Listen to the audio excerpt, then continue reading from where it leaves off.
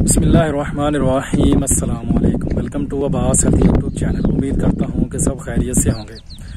तो गाइज, आज की वीडियो जो मैं आप लोगों के लिए, इसमें जो हम बात करेंगे मुंह की बदबू के ऊपर। जिन लोगों को मुंह की बदबू का बहुत ज़्यादा मसला है, इसके ऊपर पहले भी मैंने एक वीडियो बनाई थी। उसमें मैंने आप लोगों को कोई नुस्खा या कोई रेमेडी वगैरह नहीं बताई थी। उसमें मैंने बताया था कि आप लोग अमरूद का इस्तेमाल करें। अमरूद का इस्तेमाल कैसे करना है मैंने वीडियो में बताया हुआ है। वीडियो आप लोगों को डिस्क्रिप्शन बॉक्स में मिल जाएगी। आप लोग उधर से जाके वीडियो देख के अमरूद को उस तरीके से इस्तेमाल कर सकते हैं कि आपकी जो मुंह की बदबू है वो ख़त्म हो जाए। ये मैदे में कुछ लोगों को प्रॉब्लम होती है, उसकी वजह से जो है वो बदबू का मसला जो है बन जाता है।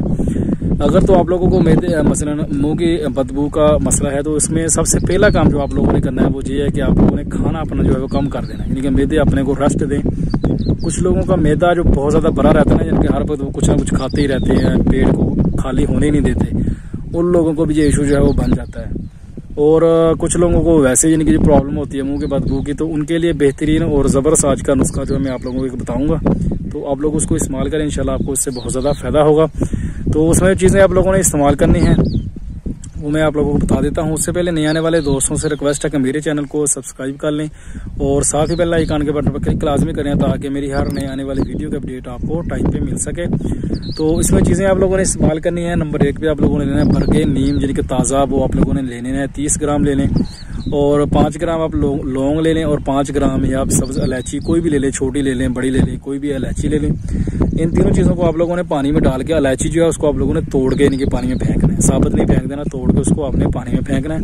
1 गिलास पानी लें, 1 से 1.5 गिलास पानी लें। उसके अंदर इन तीनों चीज़ों को डाल के अच्छे से उबाल लें। उबालने के बाद तकरीबन इतना उबाल लें कि आधा गिलास यानी कि वो जल जाए। यानी कि अगर 1.5 गिलास डाला है तो 1 गिलास आपके पास जो बच जाए।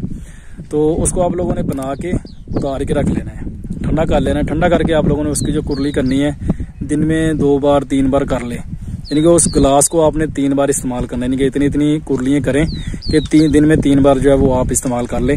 तो इंशाल्लाह आपके चेहरे की जो आपके मुंह की बदबू है वो ख़त्म हो जाएगी।